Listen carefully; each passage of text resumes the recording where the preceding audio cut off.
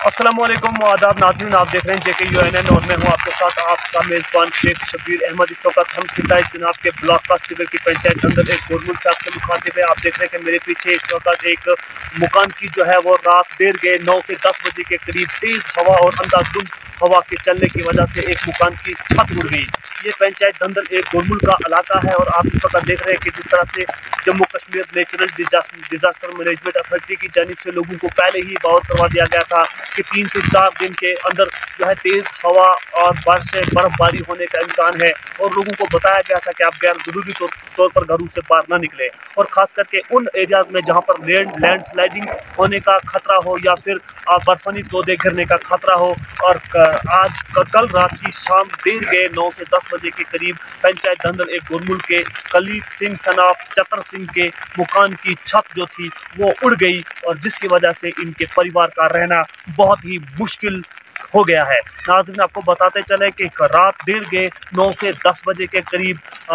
इतनी हवा तेज़ चली कि जिसकी वजह से कई मकानात के ऊपर से टीन वगैरह जो शेड की तरह से रखा हुआ था वो उड़ा। लेकिन बहुत बड़ा नुकसान इस वक्त अगर पंचायत दंदल एक की बात करें, गुरमुल के अंदर कलीब सिंह सनाफ चतर सिंह के एक मकान की जो छत थी, जिन्होंने मेहनत मजदूरी करके अपनी पूरी जमा पूंजी को इकट्ठा करके अपने मकान की छत लगाई थी, 3 छत मकान बनाया हुआ था और जिसकी वजह से वो रात को हवा की वजह से वो छत उड़कर नीचे गिर गई और अब इन लोगों का रहना जो है, इनके परिवार का रहना सहना जो है वो बड़ा ही मुश्किल हो चुका है।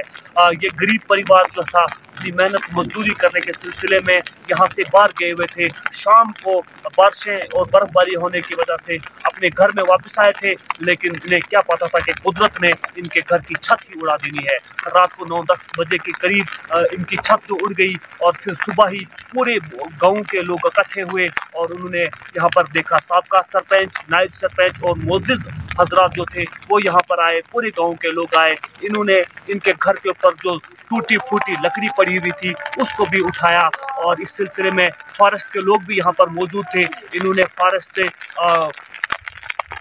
परमिशन लेकर के जो लकड़ी ली थी वो भी टूट कर ख़त्म हो चुकी है। अब इनके पास लकड़ी भी मौजूद नहीं है और इस वक्त जो इन्होंने 3 छत मकान अपने बच्चों के रहने सहने के लिए तहमीर किया था वो भी टूट कर ख़त्म हो चुका है। एक छत अब इनका बचा है और ऊपर से तरपाल वगैरह ढाल के मुकामी लोगों ने इनके बच्चों के लिए रहने के लिए थोड़ा सा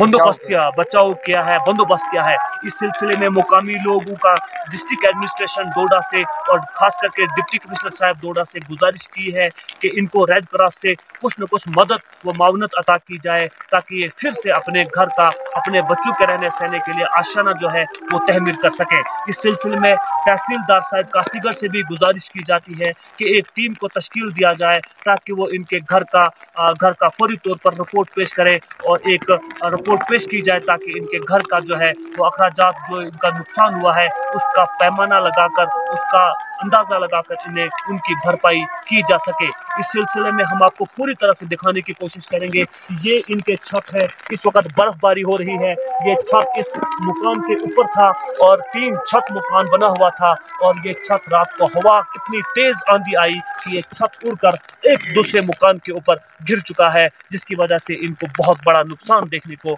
मिला है। ये बहुत बड़ी दुख भरी खबर कहा जा सकती है कि यहाँ के पूरी बरादरी और पूरे लोग इकट्ठे होकर के सुबह ही यहाँ पर पहुंचे, लेकिन यहाँ पर करना क्या था, सिर्फ एक तरपाल ला करके इनका एक छत जो बचा है उस छत के ऊपर रखा है ताकि इनके बच्चे, इनका अहल व अयाल आराम की ज़िंदगी थोड़ा सा चैन की सांस ले सके। लेकिन इस वक्त ये गमज़दा